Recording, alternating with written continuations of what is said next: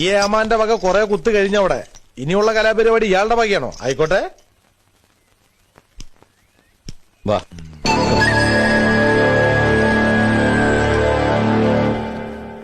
ഈ പോലീസ് പറയുന്ന പോലെ അലക്സ് 7 പേരെ ക്രൂരമായി കൂട്ടക്കൊല ചെയ്തു എന്നൊന്നും ഞങ്ങൾ ബ്ലാങ്കായിട്ട് വിശ്വസിക്കുന്നില്ല.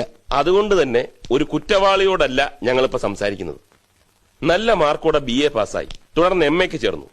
പക്ഷെ MA പാസ്സായില്ല. കാരണം മയക്കുമരുന്നിന് അടിമപ്പെട്ട് ഇടയ്ക്ക് വെച്ച് പഠിപ്പ് നിർത്തി. വീട്ടിൽ നിന്നും കാശ് കിട്ടാതായപ്പോ മോഷണം തുടങ്ങി. ചെറിയ പോക്കറ്റടി തുടങ്ങിയതാ. അത് പിന്നെ വലിയ കൊള്ളയിലും കൊലയിലും വരെ ചെന്നെത്തി എന്നൊക്കെയാണ് പോലീസ് എഴുതി പിടിപ്പിച്ചിരിക്കുന്നത്. ഇതിലൊക്കെ വല്ല വാസ്തവം ഉണ്ടോ അലക്സ്? അങ്ങനല്ല എന്ന് പറഞ്ഞ താൻ വിശ്വസിക്കോ? വേറൊരുത്തിനും കഴിവേറ്റം കിട്ടാതായിപ്പോ